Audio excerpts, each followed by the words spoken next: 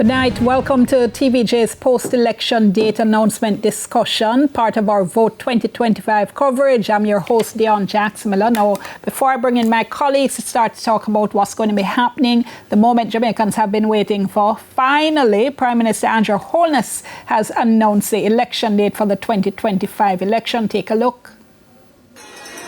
I now declare that nomination day will be Monday, August 18th.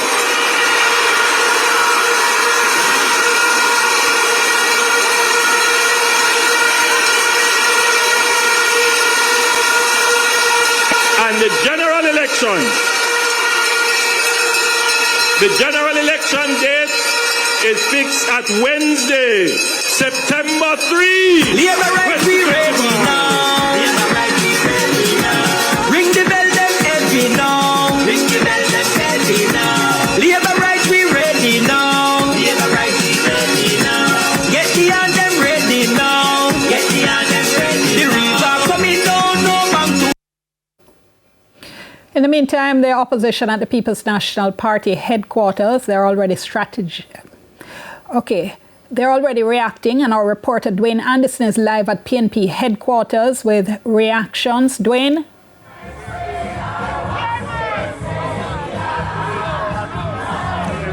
Well, the People's National Party, they were supposed to have a mass meeting tonight in St. Andrew. I beg your pardon, so we're having a live.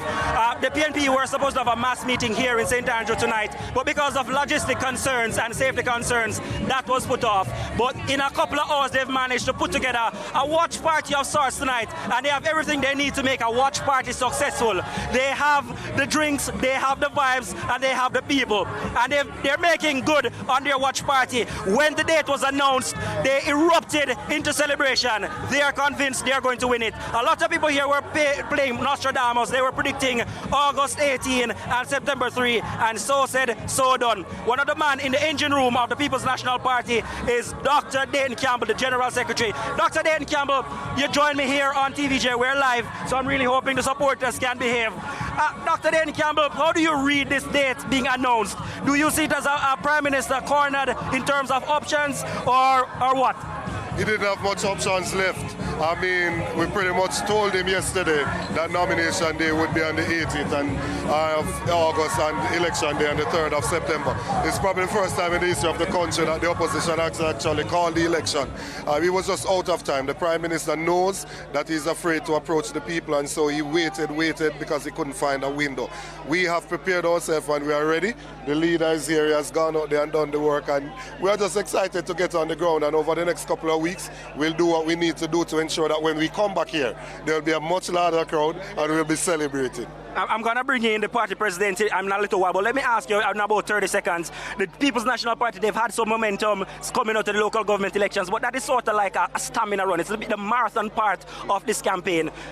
In another 2 or 3 weeks, it's a sprint. What are you going to do to ensure that you don't pull up and fall before the finish line?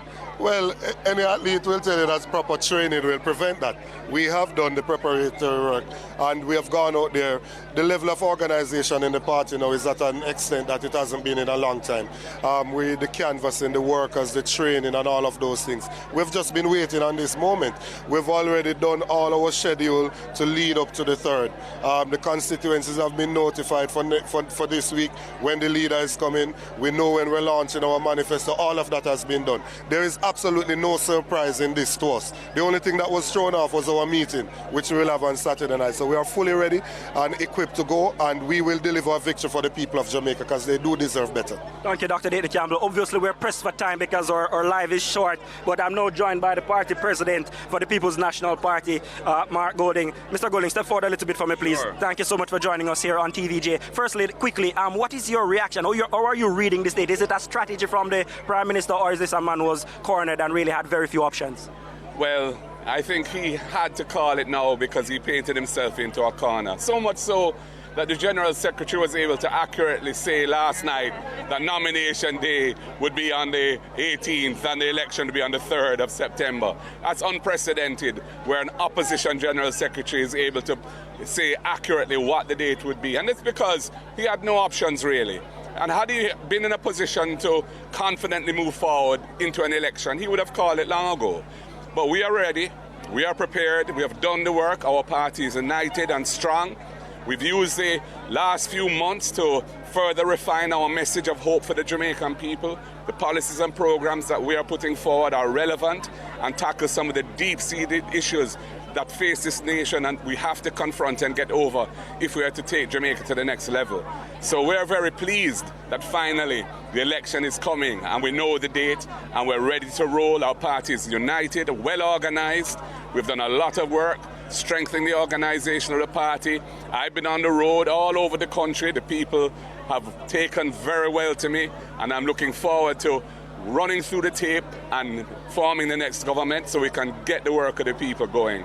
And that is what's going to happen. The Prime Minister used a portion of his address this evening to the Jamaican people to go through some of his plans. You told us that you're going to put out your party's manifesto about Tuesday this week, but just give us the biggest one you can find from the manifesto coming up that you want to put to the Jamaican people this evening. One big thing out of that is a plan or promise from the People's National Party. No, I'm not going to be going into that. You'll hear what we have to say in our manifesto on Tuesday when we launch it. And, it covers a lot of different grounds, some major items and other items of importance as well. And we've been, for the last several months, developing some of the key points that we want to get across, coming out of the budget debate, actually. Issues around housing, issues around land, issues around education, and tackling some of the real challenges that the people are facing when it comes to those things. The health sector, we have some strong policies for, and of course, governance and the whole question of having a government in which the people can have trust and confidence. We are going into an election with a Prime Minister whose statutory declarations for the Integrity Commission are not certified, who's under investigation for the crime of illicit enrichment. That is unprecedented, unheard of in any democracy around the world, and Jamaican people must judge that when they when they come to make their decision as to who they think can take this country forward.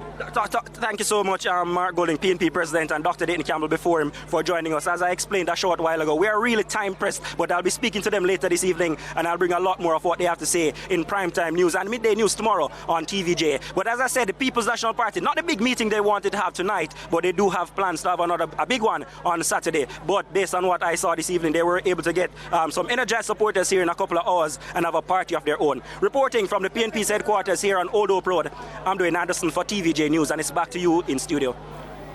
All right, thank you so much, Dwayne. Now, we're going to be talking more about the date in just a little bit with Milton Walker and Earl Moxham. Just to say, though, the Prime Minister was not out of options. It is true that he went very close to the line, constitutionally speaking, but he did have another 5 weeks before Parliament would have automatically dissolved. And as I said, when we come back to talk about the date, we'll talk about more than likely why September 3rd was chosen and therefore why August 18 had to be nominated day. So, it's not really as magical as it's being made to sound. But let's go to Andrea Chisholm, first of all, at JLP headquarters. Halfway through. Thank you very much, Dion. Well, we got the dates, August 18 for nomination day and September 3 for the election day. And we are now joined here in Halfway Tree with the campaign director for the Jamaica Labour Party, Dr. Christopher Tufton. Dr. Tufton, thanks for joining us live on TVJ. I know it's a prerogative of the Prime Minister, but are you comfortable with those dates? Always comfortable. The Prime Minister is our leader, and we have been preparing, and he has guided that process very well. And we're ready. You saw the energy tonight, the numbers and the energy. And when he said those dates, you saw the response. I think the Jamaica Labour Party as an organization is ready. We have great candidates and we have a great platform to campaign on. When will the JLP be releasing the manifesto? Well, we have to take it in stages. We released an achievements document. We have been in office for 9+ years. And I think it's important for us to remind and demonstrate that we have been there with a purpose and that people are better off because of that. Once we get that through the population, and that is a work in progress, we will then release the manifesto, which is the aspirational document for where we will go. I can't say this week or next, but it certainly will be released before the time and discussions around it take place. Can you say how many seats the JLP is predicting for this election? Well, look at it this way. All 63 seats are up for grabs in this competitive. But you must be working towards a number, Dr. Tom. Well, we intend to win the majority of the seats, and all candidates that we have and are feeling qualified to be a member of parliament, and we're going to work with all of them. But ultimately, we know that it's a competitive process, and what is important is that we remain in government, so we continue the work of the party and the government. In recent times, we've been seeing a lot of ribbon cutting and groundbreaking. Is this just a mere formality? How ready are those projects? It's interesting that people are critical of ribbon cuttings and groundbreaking. I thought those were positive things. Nothing that we have done around those two types of activities that do not represent progress and benefit the people of Jamaica. But it's been amplified leading up to the election, though. Not necessarily. I think it has been made so by those who are critical and who have a reason to be critical. Take the University Hospital of the West Indies, for example, which we broke ground for recently. 14 billion. It started 8 years ago because it went through a process. Spanish Town Hospital started many years ago. So a lot of what we have labored hard to do as a government have been coming through over time. And I think it is well within our right, particularly in a competitive environment, to show the progress that we are making. The others would have done the same thing. I think they are just upset that we're doing it, and it's showing them up, because when they were there were so many gaps in cutting ribbons. We have had to be cutting more than usual to play catch up in the development of the country. Dr. Tufton, the non-certification of the Prime Minister's statutory declarations continue to be a hot button topic on the campaign trail. What discussions have the hierarchy of the JLP had on the issue? Well, look at it this way. We have discussions all the time on a range of issues. As it relates to the Prime Minister's own issues with the IC, I think he is well within his right to exercise the option of challenging some of the conclusions that have been drawn. I believe all of us have that right. It's a right that we have fought for as a people, whether you're on one side or the other. And I think we must allow that process to take its course. He has major issues with some of the conclusions or the findings, and he, like every Jamaican, deserves the opportunity to make his point and to use the courts if necessary. So we don't have an issue with it. In fact, we don't think the Jamaican people are as bothered with that as our detractors, our opponents are. We believe that the Jamaican people are about water, it's about roads, it's about jobs, it's about poverty reduction, and those are the things that we have done well in. And the Prime Minister has been the leader of that process as head of the cabinet. So we believe people see a lot more positive in Andrew Holness than by the distractions of some of the other things, which may be necessary to ventilate. We're not saying that, I'm not saying that, but I think he is entitled to due course just like anyone else. Okay, thank you very much, Dr. Christopher Tufton, the campaign director for the Jamaica Labour Party. Dion, it's back to you. Thank you so very much, Andrea. Okay, so let me just remind you very quickly what the Constitution says about the election, okay? Parliament's term is 5 years. You start counting the 5 years, though, not from the election day, which last time was September 3, 2020. That's not when you start. You start counting September 15, 2020, which was the first sitting of the Parliament. The Parliament, as I said, then runs for 5 years, so the Prime Minister can advise the GG at any point to dissolve Parliament and call the election. If the Prime Minister doesn't do that, the Parliament automatically dissolves after 5 years, which would have been September 14. After Parliament dissolves, then there's up to 3 months within which an election can be called. So theoretically, even if not ideally, we could have had an election anytime up to December 14. All right. So Milton Walker with me and Earl Moxham on Zoom. So first of all, September 3rd, I was looking back at the numbers, Milton, and they've only actually been 6 months in which elections have actually been called. And September, we're now going to see 3 elections in September. And all on the 3rd. All on the 3rd. 2007 when Bruce Golding won, and the last one in 2020 when Andrew Holness won a second term for the JLP, which is, I think, the clear reason why they've gone for September 3rd, and that was the date that we've been hearing for months as the likely election day. February and I think December are also been popular months for calling elections as well. Yes. Earl, you want to come in on that? Yes, well, you and Milton have already emphasized that point. I would just add 2 things. Given the fact that the JLP has been successful on both previous occasions on which we have had the September 3 election, I suppose in keeping with the sort of superstition of Jamaican politics, it is not surprising that the Prime Minister has selected September 3 again. But just also to remind the nation that we also had a September if you want to call it, we had a September vote in 1961, and that was September 19th, I believe, 1961, when the Jamaican population went to the polls in the referendum to determine whether we should remain with the West Indies Federation or not. Ultimately, they chose for Jamaica to leave the Federation, and again, that was a loss for the PNP because it was the PNP under Norman Manley that had taken Jamaica into Federation and had championed our remaining there. So September has not been very good for the People's National Party historically. Thanks so much, Earl. And I should add, as you say that my numbers were based on since independent Jamaica. So we've had, as Milton indicated, 4 elections in February, 1 in March, 1 in April. This will now make 3 in September, 2 in October, and 4 in December. Also interesting, Earl, in terms of the venue of calling the election, because Prime Minister Andrew Holness has now called 3 elections, but this is actually the first one that he has called in Halfway Tree, which was a popular venue for his predecessors, P.J. Patterson and Portia Simpson Miller. They always went to Halfway Tree to call their elections, but it's Mr. Golding's first.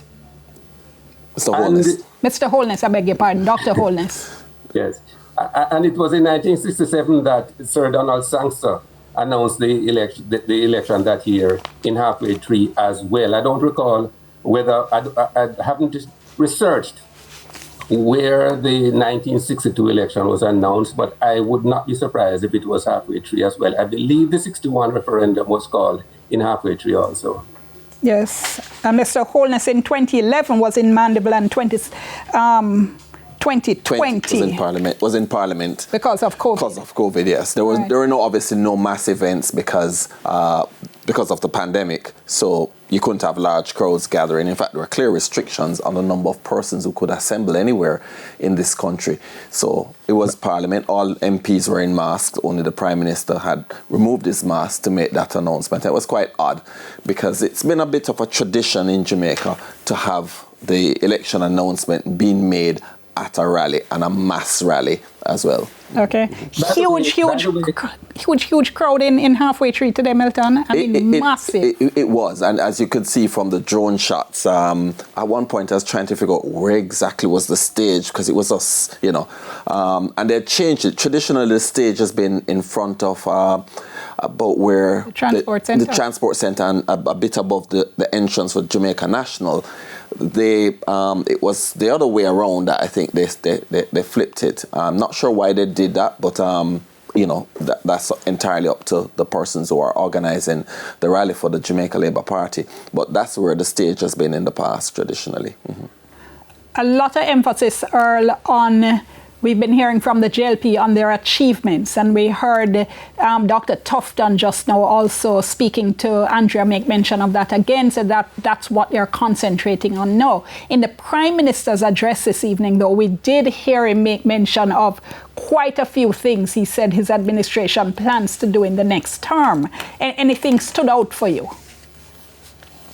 Well, I would say that the emphasis on housing and the promise to add another 60,000 to the previously announced 70,000 new housing units, and he broke them down in terms of various categories.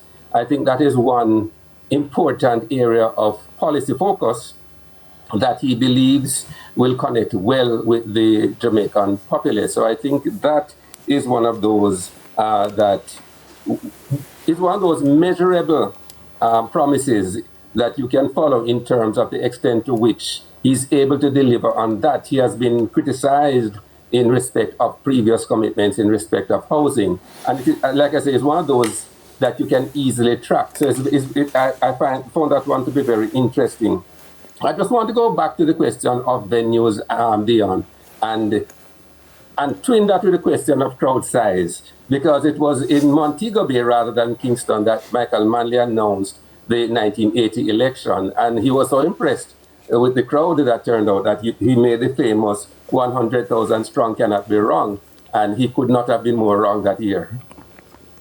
Yeah, absolutely. The housing, and going back to the housing point now, that's going to be interesting, Milton, because both parties, I think, have figured out or heard from the young people that, look, this is a major issue for us. It is. We want to hear what you're doing, and we're hearing proposals now coming from both parties, certainly on that. Indeed. I mean, because for the average young person now to buy a house in Jamaica, even a young professional, it's extremely difficult.